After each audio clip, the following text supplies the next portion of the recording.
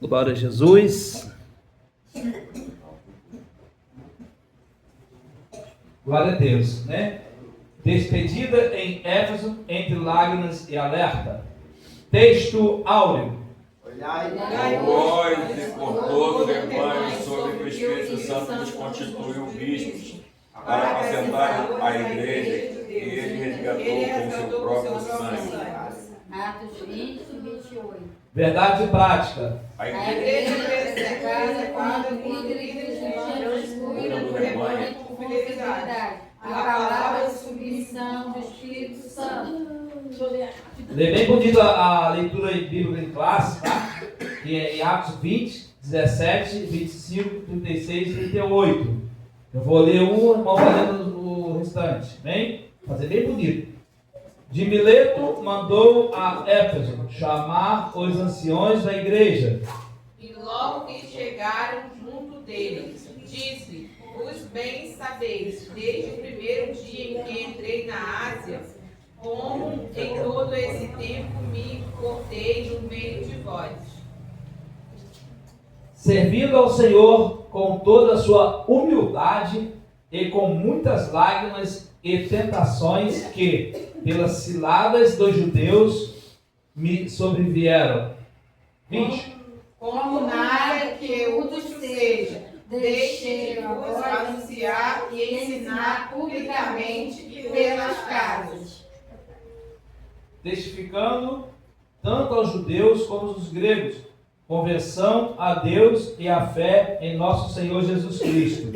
E agora eis que ligado eu pelo Espírito vou para Jerusalém, não sabendo o que há de me acontecer. Sendo que, senão o que o Espírito Santo de cidade em cidade me revela, dizendo que me esperam prisões e tribulações. Mas em nada tenho a minha vida preciosa. Contando que cumpra com alegria a minha carreira e o ministério que recebi do Senhor Jesus, para dar testemunho do Evangelho da graça de Deus. E agora, na verdade, sei que todos vós, por quem passei pregando o reino de Deus, não vereis mais o meu rosto. E havendo dito isto, pôs-se de joelhos, chorou em todos eles. E levantou-se grande pranto entre todos, lançando-se aos pescoços de Paulo, o beijaram. Entristecendo-se muito, principalmente pela palavra que fizeram, não veria mais seu rosto, e o acompanharam até o navio. Glória a Deus. Feche seus olhos, vamos orar, passar para o pastor Marcos. Não fica ligado na lição, pergunte, tá? Vamos aprender hoje bem forte. Soberano Deus, eterno Pai, Deus querido, Deus amado, eu entro na tua presença nesse momento para te agradecer, te glorificar e exaltar o seu nome que é santo, Pai. Abençoe nossas vidas, meu Pai. Toma nas tuas mãos, meu Pai, as nossas vidas, porque possamos aprender mais de ti com esta lição, meu Pai, e com a humildade de apóstolo Paulo, Pai. Nos abençoe em nome de Jesus. Amém. Pode se sentar em nome de Jesus. Jesus. Você quer chegar Eu vou dar um exemplo para ele, pedaço aqui. Tá.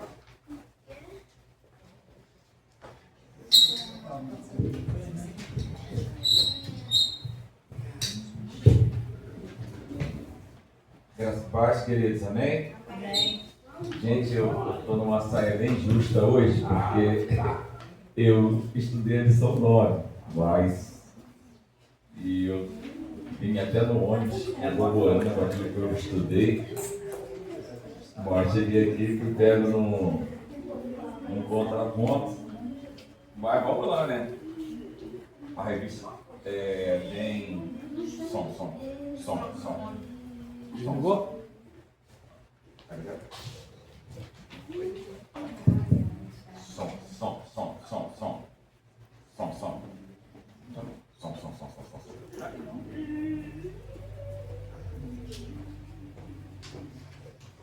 Som. Amém? Mamãe dele. A introdução diz assim: esta lição acompanha a comovente despedida do apóstolo Paulo dos presbíteros de Éfeso, em Mileto, antes da sua saída definitiva da Ásia. Trata-se do único discurso registrado de Paulo dirigido exclusivamente a líderes cristãos, no qual ele exorta aos cuidados do rebanho, alerta contra a falsa doutrina e reafirma a fidelidade ao ensino apostólico. Entre lágrimas, oração e abraço, o apóstolo revela o peso da separação e a urgência da vigilância espiritual diante dos perigos que ameaçam a igreja. Tópico número 1, está aí na tua fichinha, o ministério de Paulo como exemplo de fidelidade. Subtópico 1, o ministério vivido com coerência e entrega. Verso 17 ao 21. Paulo apresenta seu ministério como um testemunho vivo de fidelidade ao Senhor. Ele recorda aos presbíteros de Éfeso que serviu com toda a humildade, lágrimas e provações, demonstrando que o verdadeiro ministério nasce do quebrantamento e da perseverança. Coisa linda. Sua fidelidade manifesta-se no compromisso de anunciar todo o conselho de Deus, sem omitir verdades, proclamando o arrependimento para com Deus e fé em Jesus Cristo. Assim, a vida e a mensagem caminham juntas, revelando que a autoridade espiritual é confirmada por um testemunho coerente. Está lá em Coríntios, capítulo 4, verso 16. Vou pedir que vocês puderem abrir Coríntios, capítulo 4, verso 16. Amém? Glória a Deus.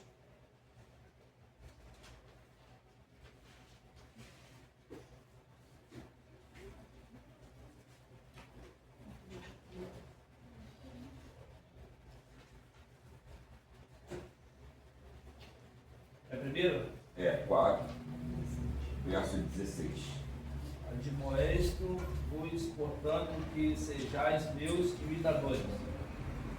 Como eu, Por esta causa vos mandei Timóteo, que é meu filho amado e fiel ao Senhor, a qual vos lembrará os meus caminhos em Cristo, como por toda parte ensino em cada igreja.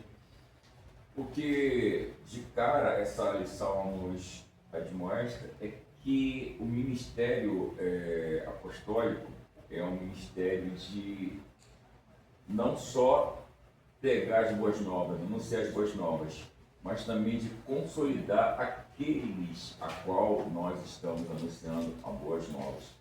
O trabalho de consolidação ele é maravilhoso.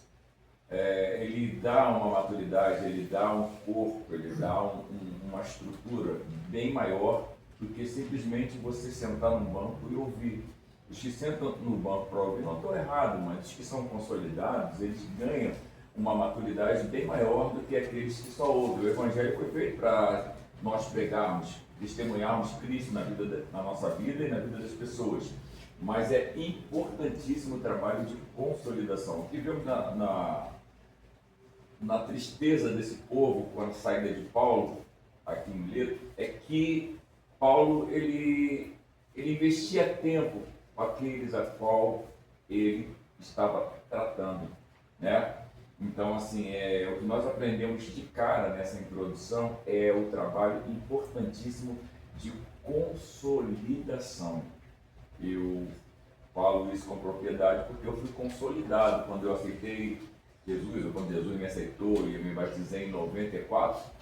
Tinha um trabalho direto em casa de cristãos batistas que iam dar o leitinho, o beabá, entendeu? Aquilo que sustento de uma criança que está nascendo para o Evangelho.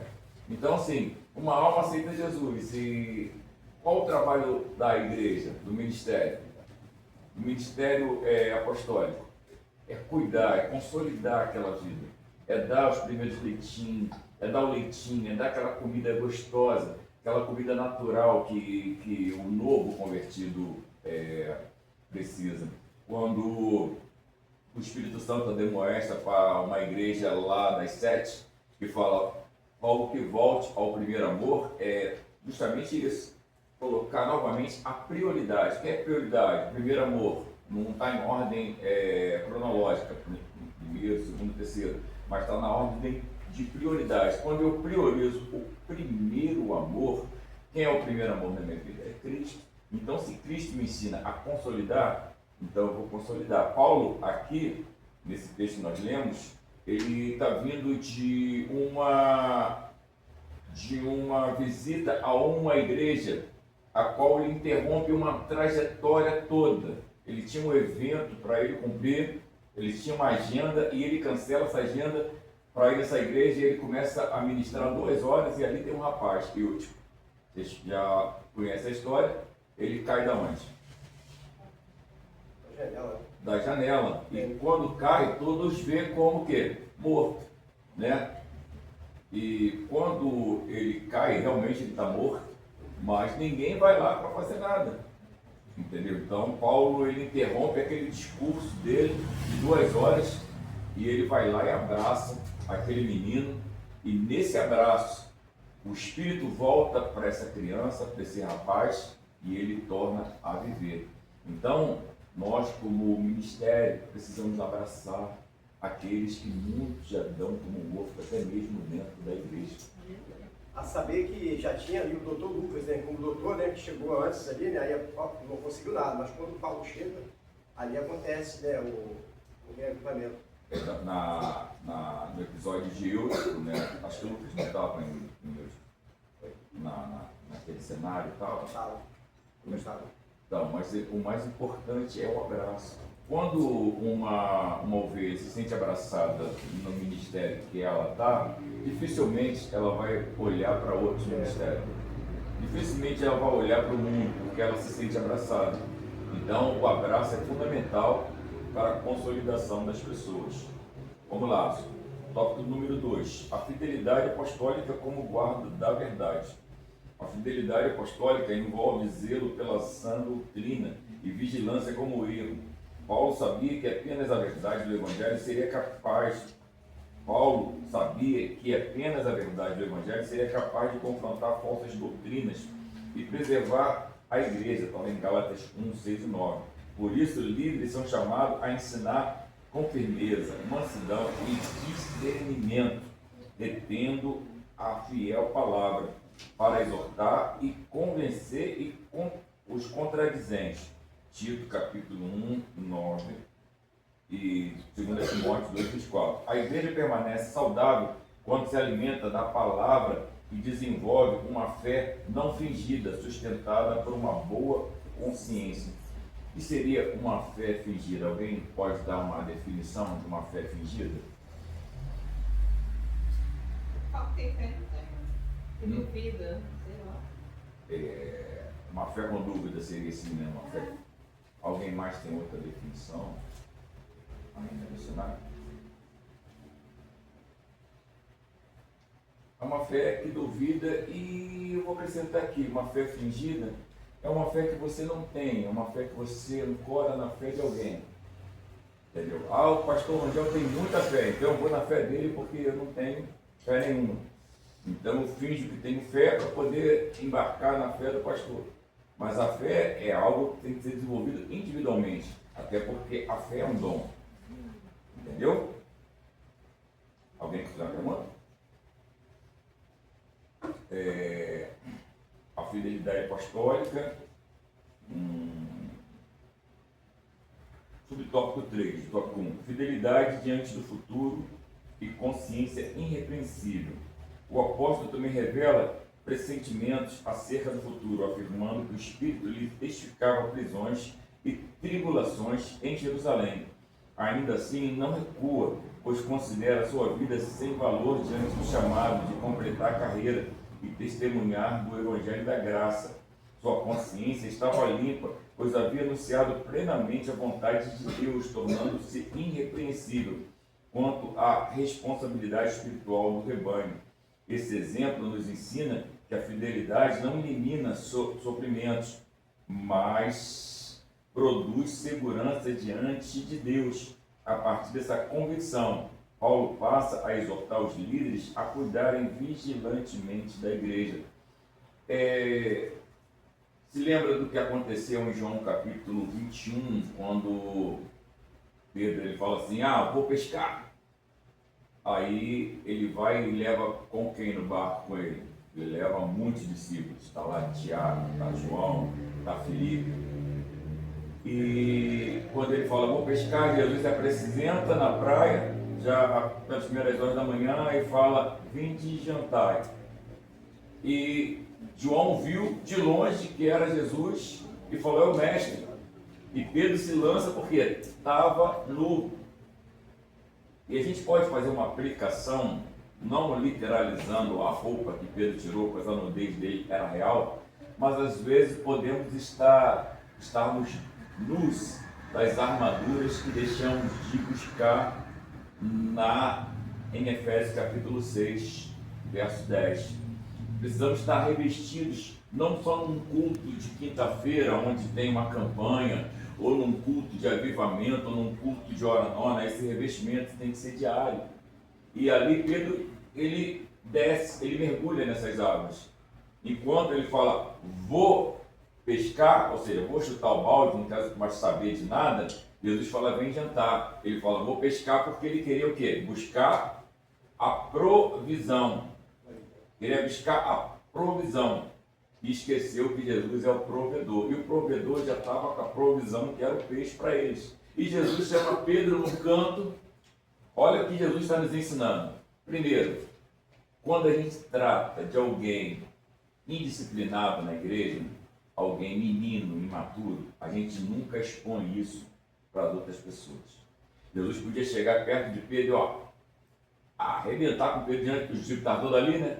Vem cá, eu te pus como líder, tu leva todo mundo para o barco da tua perdição, rapaz. Que líder você é, rapaz? Poxa! Mas ele chama ali no canto. Olha o que é investir tempo com alguém que você quer ver o resultado lá na frente. Isso é um investimento. Pedro, tu me ama? Amo. Dá uma consciência também sobre ele. Pedro, o significado de amar a mim implica em cuidar daqueles a qual eu amo. Se você não entender que aqueles que você está levando para o barco da tua perdição é os mesmos que eu amo, então o teu amor a mim não significa nada. Pedro, tu me ama? Amo. Então apacenta minhas ovelhas. O que é apacentar ovelha? Cuidar. Porque uma coisa é pastorear, outra coisa é apacentar. Qual é a diferença de apacentar para pastorear?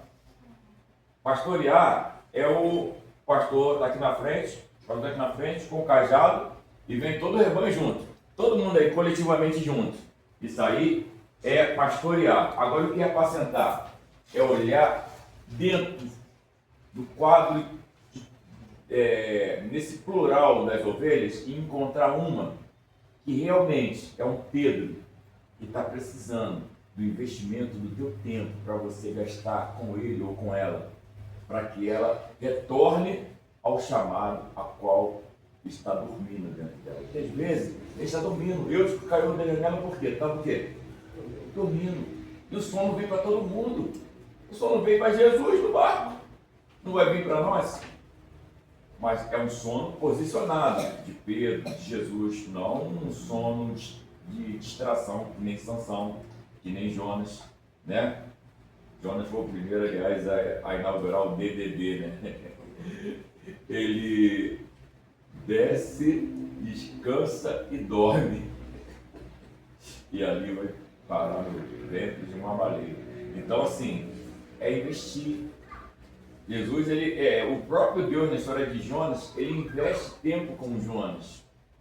Entendeu? Mostrando a boboreira, retirando de Jonas aquele sentimento de vingança, porque ele tinha um sentimento de vingança em relação ao povo. E Deus queria mudar aquele pensamento de vingança em relação a Jonas. Mas voltando para o texto, então nós entendemos aqui que apacentar é uma coisa, pastorear é outra. Pastorear é uma coisa, apacentar é outra. Jesus falou o quê? Pastoreia minhas ovelhas ou apacenta minhas ovelhas? Apacentar o quê? Identificar num grupo identificar no coletivo as individualidades que carecem de um tratamento especial, né? Vamos lá?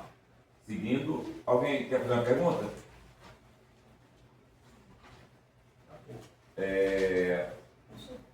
Oi. Tópico 2. Advertência aos presbíteros contra os falsos mestres. Vou começar aqui agora, hein? O Espírito Santo como originador do ministério pastoral. Paulo afirma que os líderes da igreja foram constituídos pelo próprio Espírito Santo como bispos. Isso é, supervisores do rebanho. No mesmo versículo, eles também são chamados de pastores, evidenciando que presbíteros, bispos e pastores designam o mesmo ofício, sobre a perspectiva complementares, Atos capítulo 14 ao 23, título 1, 5 ao 7. Essa função não nasce de ambição pessoal, mas de vocação divina, o que torna a responsabilidade ainda maior, pois o rebanho pertence a Deus e foi adquirido com o sangue de Cristo. Por isso, antes de cuidar dos outros, o líder deve zelar por sua própria vida espiritual e testemunho, né? Evangelho não é o que eu digo, é o que eu vivo, né? Porque falar de Cristo, qualquer um pode falar. O próprio Cristo falou que as pedras iriam falar se a igreja se calasse. Agora, viver o Cristo que a gente está falando aí requer um tempo com esse Cristo que a gente fala. O perigo real, então ele vai dizer que presbíteros, apóstolos, bispos, presbíteros, bispos e pastores têm a mesma responsabilidade. Foram designados para a mesma função, que é o quê? Pastorear ou apacentar o ovelha?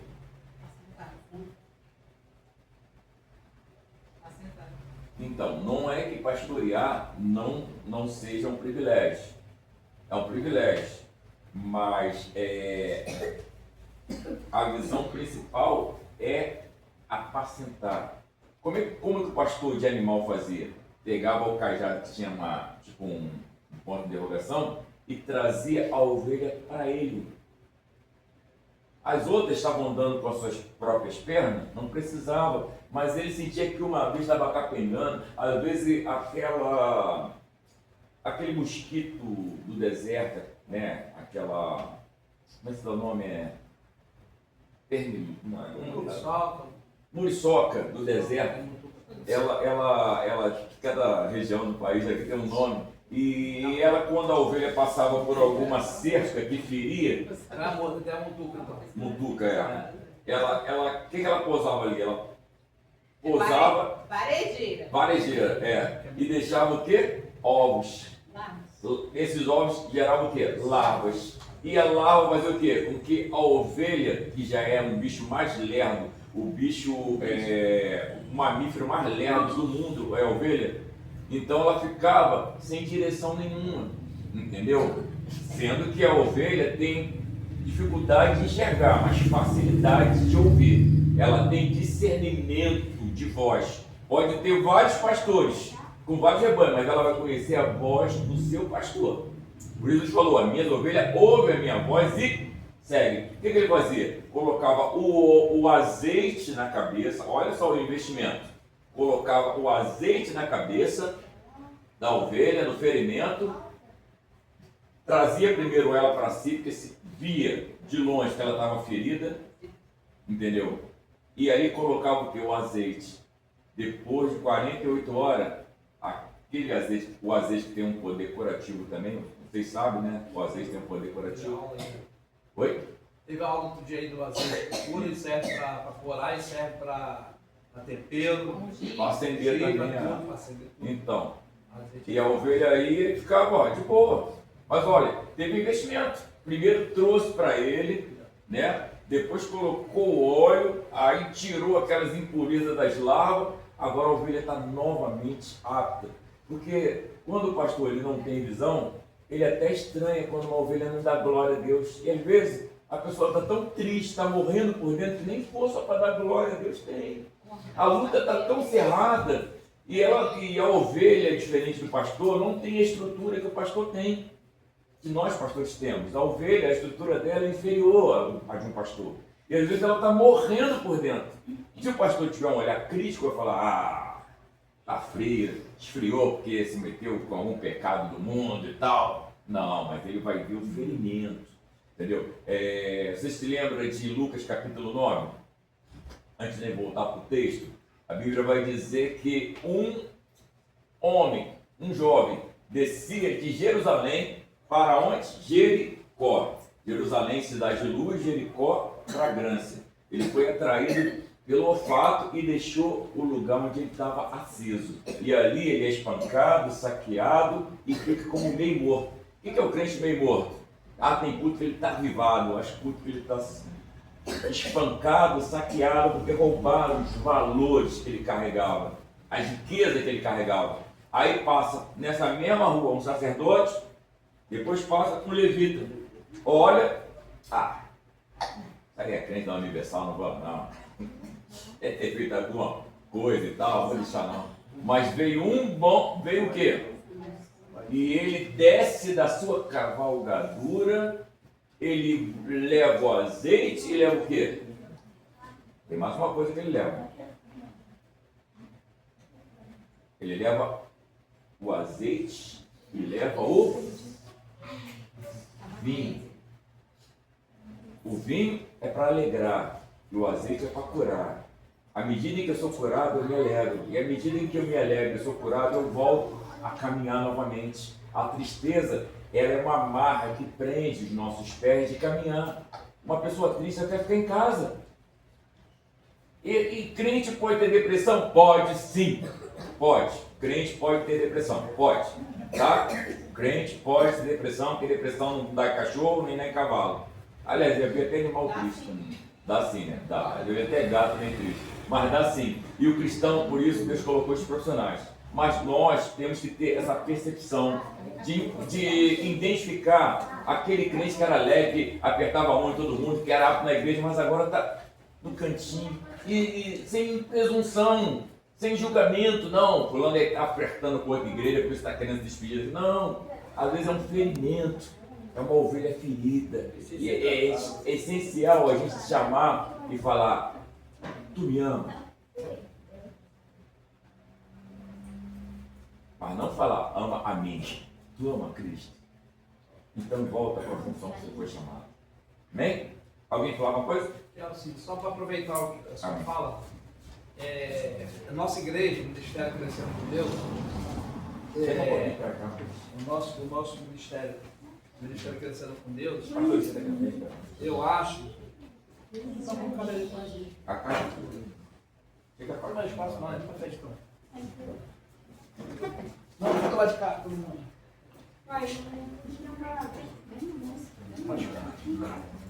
Isso. O Ministério Crescendo com Deus falou em apacentar, né? Cuidar. Não é só, às vezes, só o pastor apacentar. O pastor está aqui, tem 100 ovelhas. Aí chega visitante, chega um novo membro da nossa igreja. Aí a nossa igreja, em vez de abraçar, a gente deixa escapulir. Acontece aqui, estou falando isso aqui porque eu quero aproveitar logo. Porque quando chegar, não, tá bom aqui. Quando chegar alguém de fora, outro membro, uma família, nós temos que não só abraçar, não, e segurar, né? Abraçar, consolidar, dar aquele abraço, tá tudo bem, estou contigo, se você precisar, estou aqui, precisa de ajuda, alguma oração, porque quando já vem às vezes machucado de outra igreja. E essa igreja aqui, ela tem que mudar esse jeito aqui. Nós temos que pegar e cuidar. Veio da onde? Está vindo da onde? Vamos abraçar, não empurrar. Tipo assim, às vezes eu sou um pastor, poxa, mais um para pregar no meu lugar. Às vezes é um levita, poxa, mais um para louvar no meu lugar.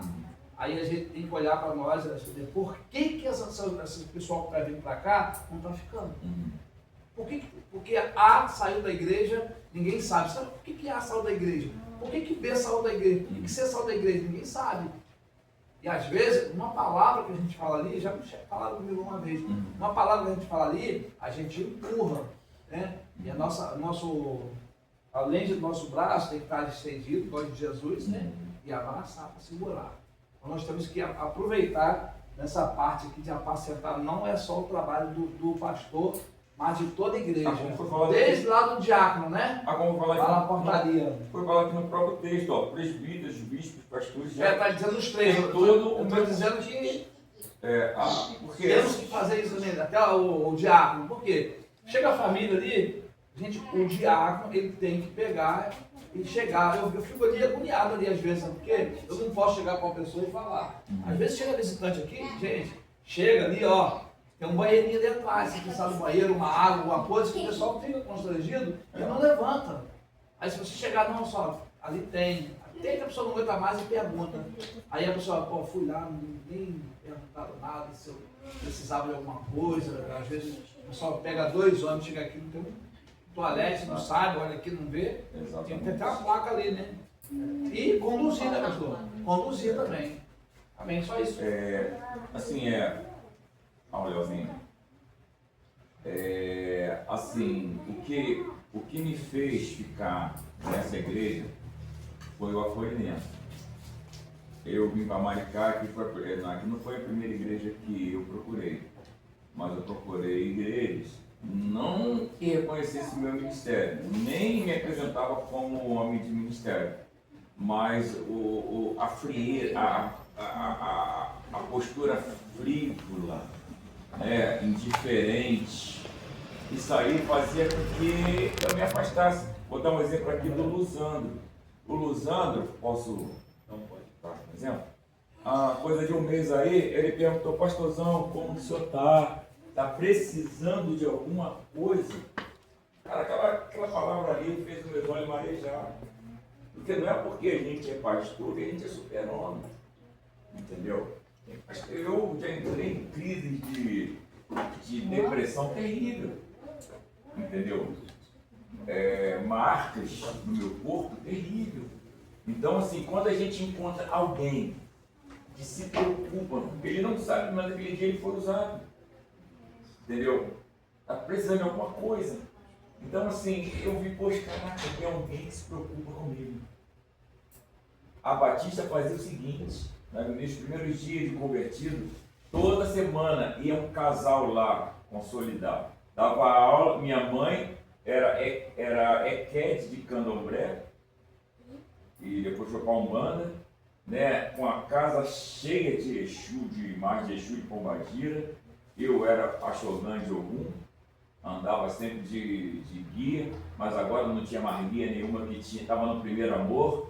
Ele não sabia quem era Jesus, não sabia quem era Espírito Santo, não sabia nada. Eu estava ali como um recém-nascido e toda semana eles iam para lá com uma revistinha, vamos sentar, era 2 horas e eles ficavam ali investindo em mim, entendeu?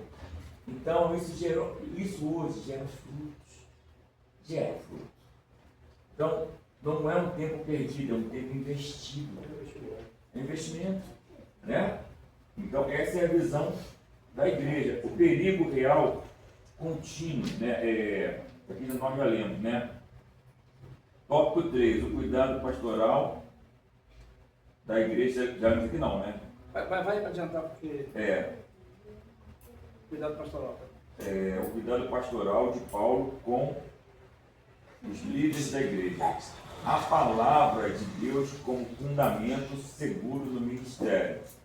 Ao concluir sua exortação, Paulo entrega os presbíteros a Deus e a palavra da sua graça, revelando o coração do cuidado pastoral. A centralidade das Escrituras é a palavra que edifica, amadurece e conduz o crente à herança entre os santificados. Efésios capítulo 4, verso 12, Romanos 8, 17. A fidelidade apostólica não se apoia em autoridade pessoal, em tradições humanas, mas em submissão plena à palavra confiada por Deus. O verdadeiro líder jamais se coloca acima das Escrituras, mas se deixa governar por elas, pois somente a palavra preserva a igreja, pois somente a igreja firme e frutífera. O exemplo do desprendimento de serviço cristão. Paulo reforça sua integridade ao declarar que não cobiçou riqueza nem buscou ganhos pessoais.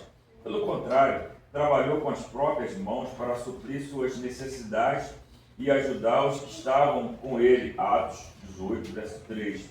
Esse testemunho confronta diretamente a postura de falsos obreiros, movido pela ganância e pelo desejo de lucro, ao citar a palavra do Senhor Jesus. Mas bem-aventurada coisa é dar do que receber. Está lá no verso 35. Paulo ensina que o ministério autêntico é marcado pelo serviço sacrificial e pelo cuidado com os fracos, e não pela exploração do rebanho. Nós, como homens de ministério, nós temos que ter esse cuidado de nos abster da sedução, da riqueza que o mundo, que o evangelho da hipergraça prega hoje, né?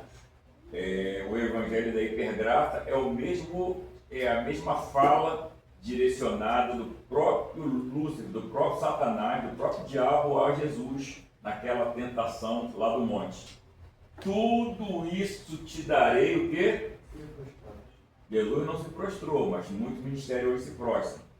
E acha que tudo isso está linkado a uma vida de sucesso. Vida de sucesso com Deus não se baseia apenas nas conquistas terrenas. Claro que a ausência das conquistas terrenas também é algo que tem que ser ensinado, mas focar somente nisso vai gerar o quê? Uma mente gananciosa. Há uma diferença de você ter uma mente ambiciosa e uma mente gananciosa. Pastor, qual a diferença de uma visão ambiciosa e de uma visão gananciosa? Cristão sem ambição, ele não conquista nada. E cristão ganancioso, ele já foi conquistado pelo inferno há muito tempo. A ganância te faz você querer conquistar para si, para dizer que você tem. Agora, a ambição faz você conquistar para fazer outras pessoas conquistarem também. Jesus não criticou a ambição daquele homem quando disse: derrubarei os meus muros, minhas cercas, aumentarei os meus celeiros. Jesus não criticou o desejo de crescimento dele. Jesus, ele gosta. Em Isaías 54 diz: alarga as cortinas das vossas tendas, estendais, não empeçais, porque fará transbordar. Deus tem prazer na prosperidade do justo. Agora, isso aí é ambição. Um homem sem ambição, ele não vai construir nada nessa vida. Agora, um homem ganancioso, ele vai ter a vida morta. Nunca vai entender que tem homem tão miserável, quando você tem dinheiro. E dinheiro não é sinônimo de uma vida próspera. Como também miséria também não glorifica a Deus. Então você precisa ter ambição, mas não ter ganância.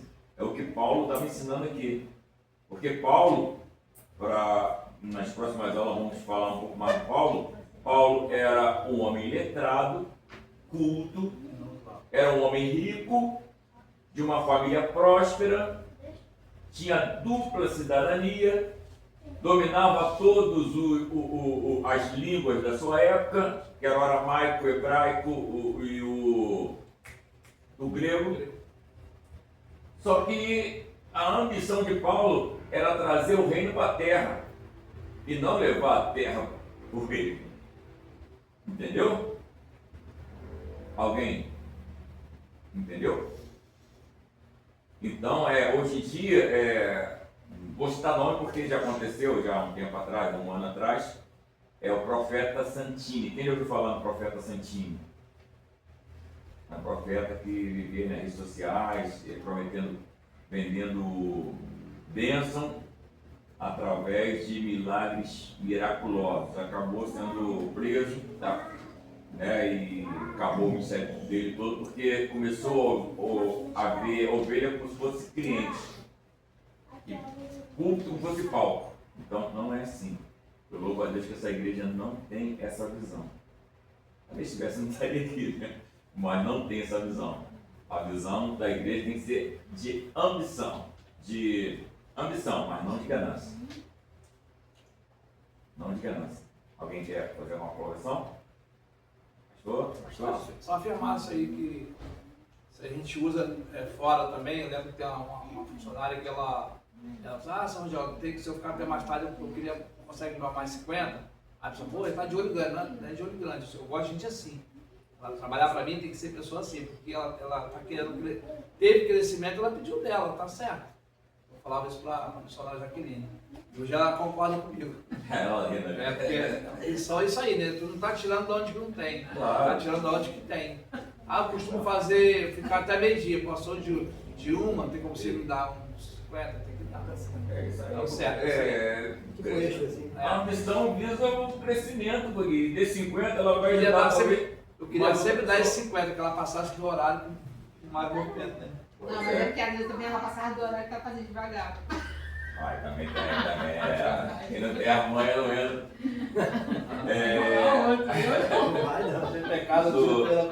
No subtópico 3, do tópico 3, diz assim: uma despedida marcada por amor, comunhão e lágrimas.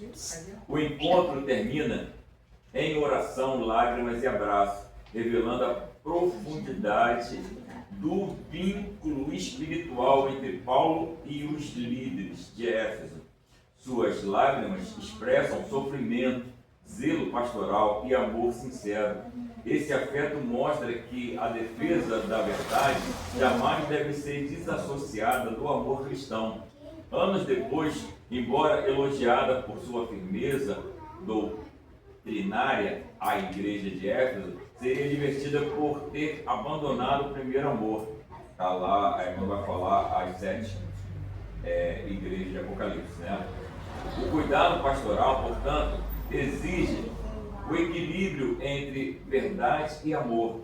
A igreja permanece viva quando guarda a sã doutrina, sem perder a chama da comunhão, da oração e da devoção sincera. Eu vou falar uma coisa que eu vou até me comprometer. Eu mesmo vou me comprometer no que eu vou falar, porque é uma parte que me cabe.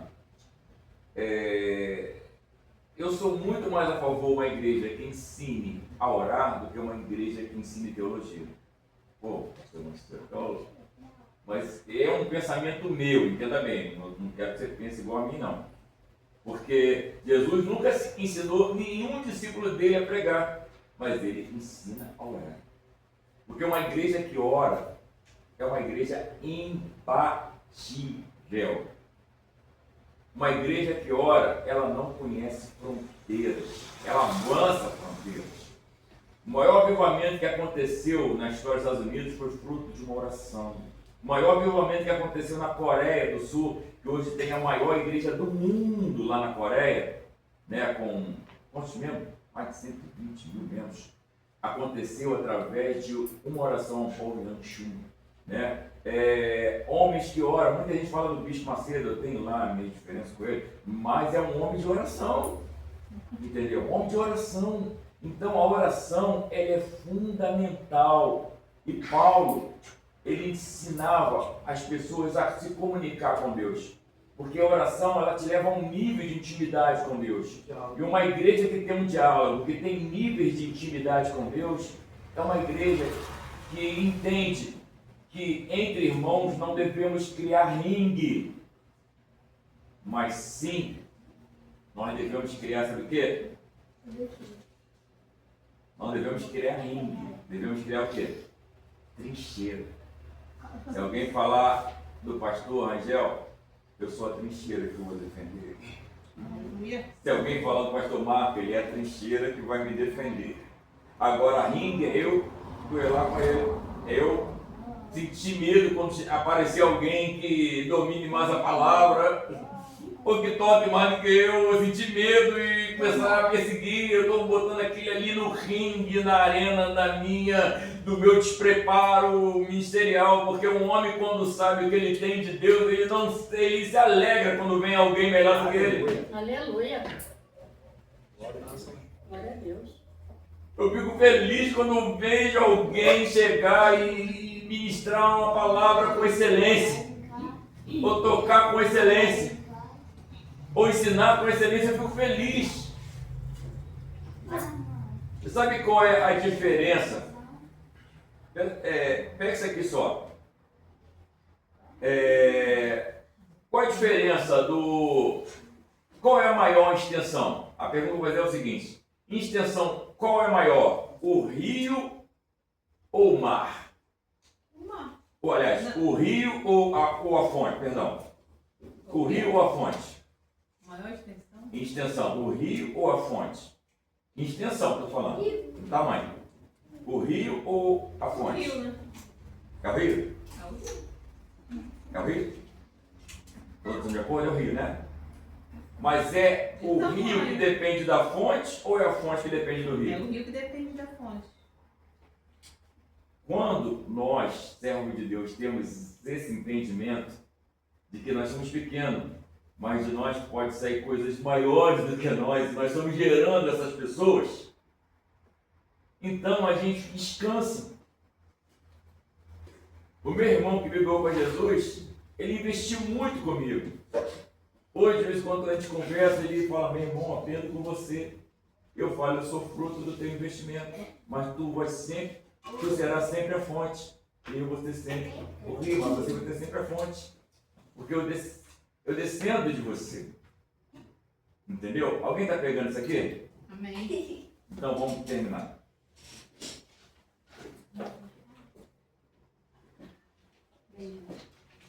Só pegando esse gancho aqui, o cuidado pastoral, portanto, exige equilíbrio entre verdade e amor. Quem não ama não conhece a Deus, porque Deus é amor. Deus é amor. E o que é amor? Amor é uma palavra? Não. Se for uma palavra, é abstrato. Um sentimento. Também não é só um sentimento, né? Porque sentimento, a paixão também é um sentimento. Mas, olá, tudo bem? Então, o que é o amor? O amor não é o que está me ensinando lá na Facebook, vira teu irmão e fala: eu te amo. Não, não é isso.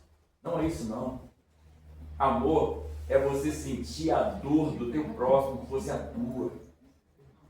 Amor é você se colocar, o que Jesus estava ensinando para Pedro.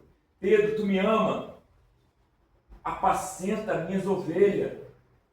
Se disser que me ama, mas não se colocar no lugar daqueles que eu amo, teu amor não vale de nada. Tu me ama? Amo. Mas o que está faltando na casa daquele que você diz que ama? É um bujão de gás? Ele está comendo na lenha? É um calçado para ele poder ir para o trabalho? É uma passagem para ele poder ver um emprego? É o quê? É um abraço? É um conselho? Isso é amor. O amor não tem fronteiras. O amor, eu amo até aqueles que não me amam.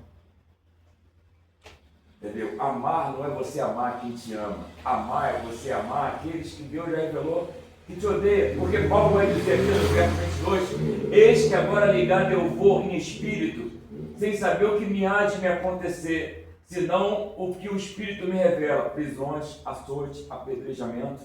Mas eu vou por amor de quê? Paulo, ele amava tanto a Cristo, que eu já ensinei isso aqui, vocês sabem, não necessita de ensinar de novo, mas só para refrescar, a gente vai terminar agora e vai orar. A pergunta. A palavra testemunho é o quê?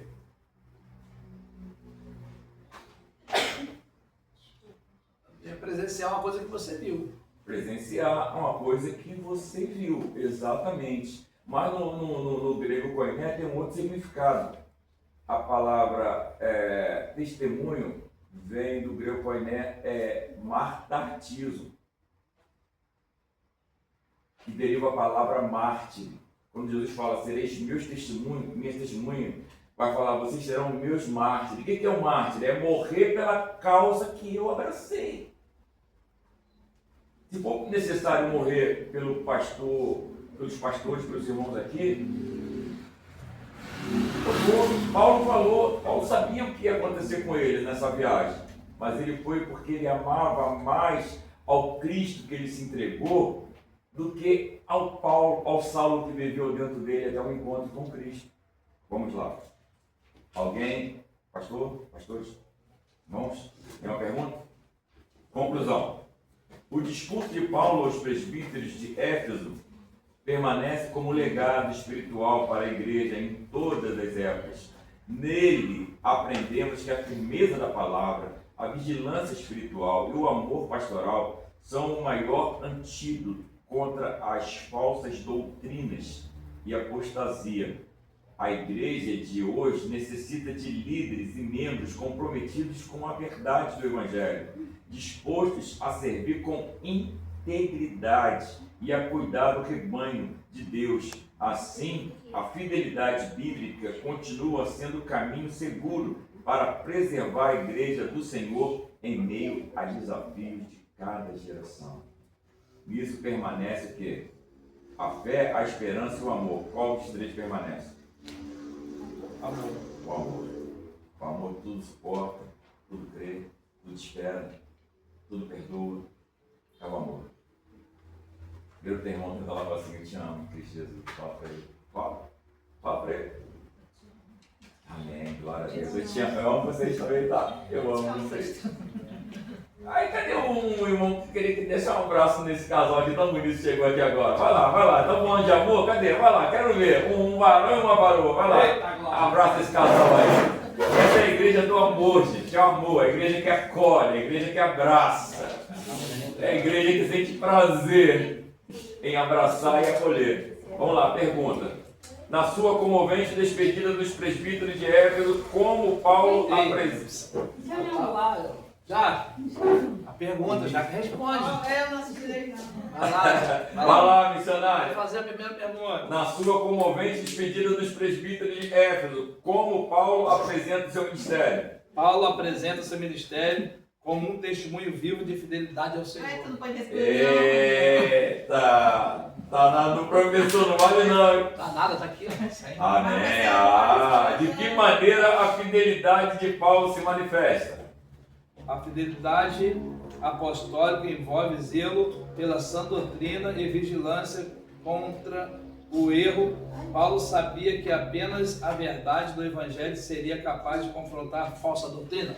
Amém. O que Paulo afirma sobre os líderes da igreja? Eles têm que capacitar.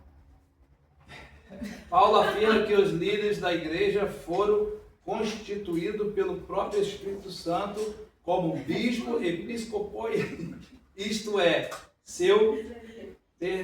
supervisores de rebanho. Amém. No mesmo, tá bom, tá aí. Certa a resposta.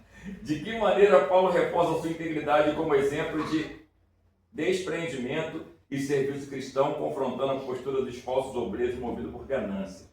Paulo reforça sua integridade ao declarar que não cobiçou a riqueza nem buscou ganhos pessoais. Pelo contrário, trabalhou com as próprias mãos para suprir sua necessidade e ajudar os que estavam com ele. Glória a Deus. Como termina o encontro de Paulo com os líderes de Éfeso? O encontro termina em oração, lágrimas e abraço, revelando a profundidade do vínculo espiritual entre Paulo e os líderes de Éfeso. Sua lágrima expressaram sofrimento. Amém. Ó, eu vou pedir, antes de passar, pastor, que você pegue a igreja de pé e eu vou de antemão, tá ligado aqui, né? Ficou ligado até agora. Eu tenho um sonho dessa igreja. E eu estou orando para esse sonho. Eu não falei para o pastor, a gente não conversamos. Eu estou falando aqui diante do público. Eu tenho um sonho de trazer para essa igreja o trabalho de PG. É um trabalho que eu amo, que eu sou apaixonado, né? Um trabalho de PG. Sabe o que é